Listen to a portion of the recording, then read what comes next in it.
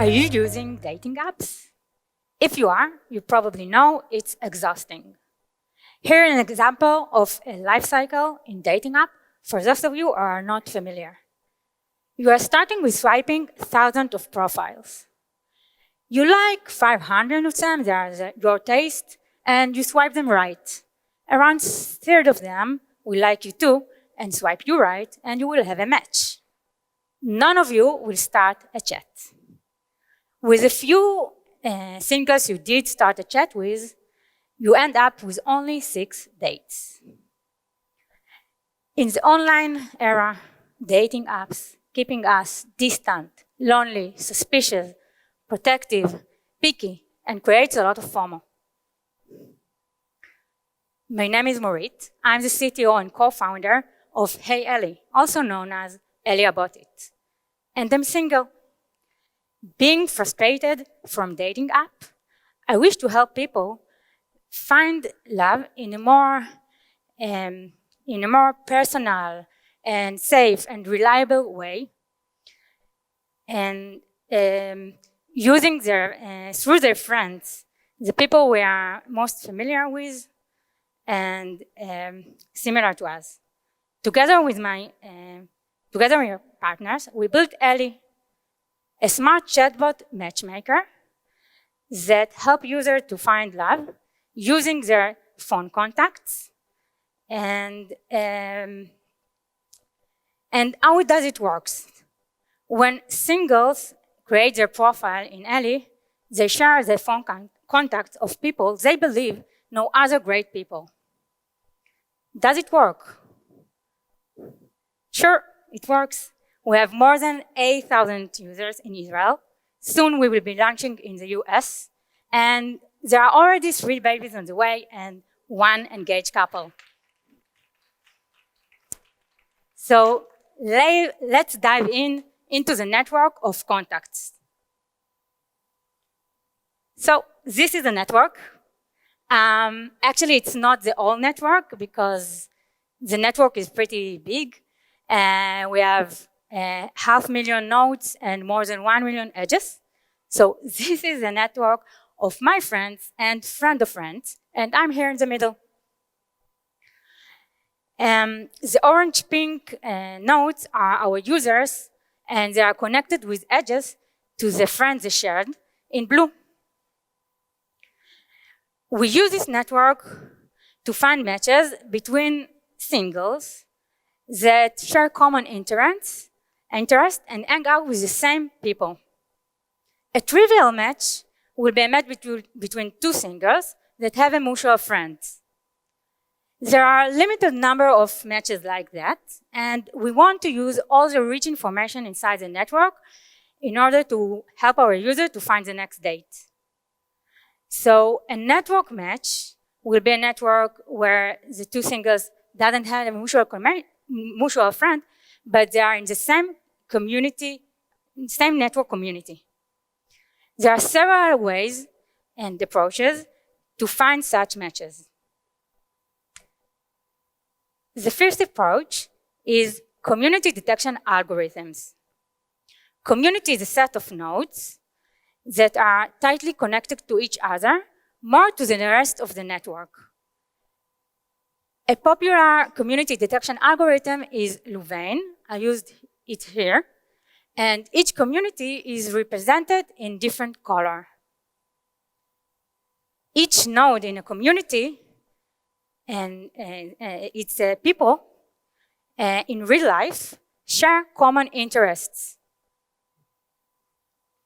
By using by finding communities in the network, we can create matches between singles that doesn't have mutual friend but are in the same social circles. I want to share some interesting characteristics of the network. The first one is that the network is dynamic. It changes all the time. Each user joining the network changing it and changing the community inside it. It could be a challenge in many, many domains, but in the context of matchmaking, it's an advantage. Because that's why the user have more opportunities to meet new people and and finding their lab. However, some communities can be very dense. They are so dense that the user inside the community are gravitating to the same community and doesn't have the opportunity to meet new people. So how can we deal with it?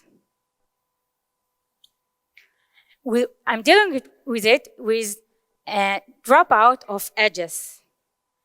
It's a method inspired from dropout layer in neural network, which is an effective way to deal with, to avoid overfitting.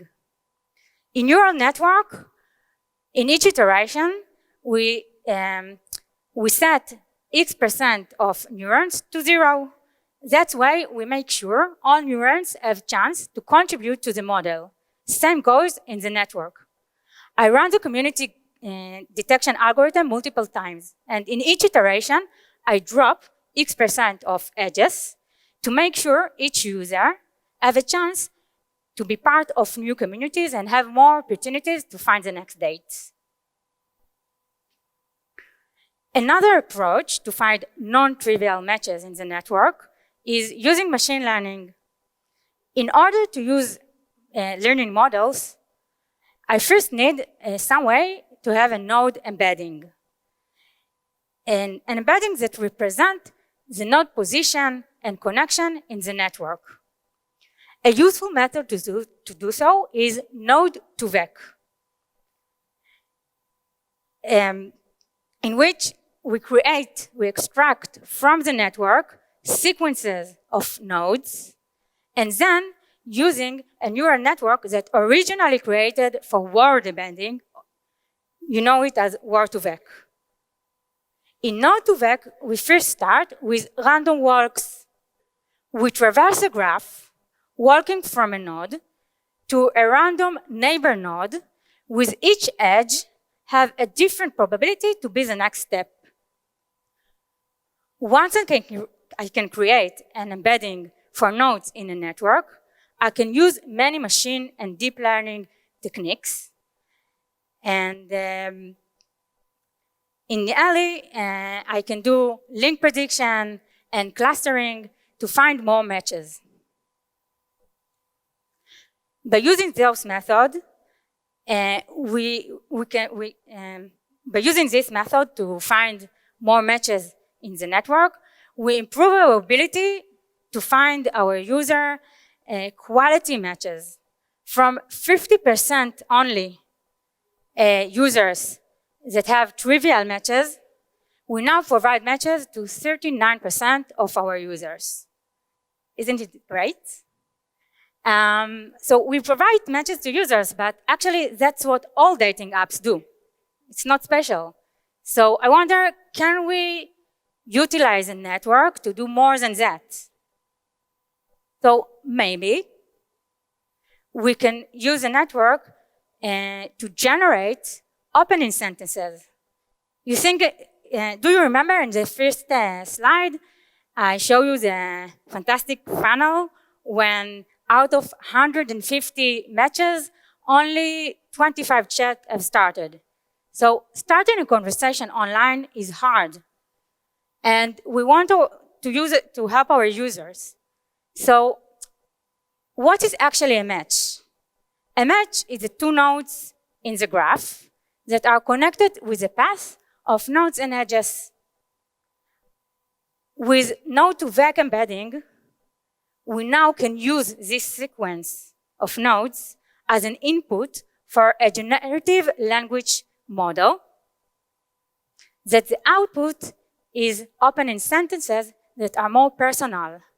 That way, we can help Joy to start a conversation with Rachel in a more personal way than his regular opening sentence, "How you doing?" So with this approach and many more tools we can use on the network, we hope to help our user to break the ice and start more conversations. In my career, I used networks in many domains. In intelligence, I used network for financial, in fraud detection, and cyber security.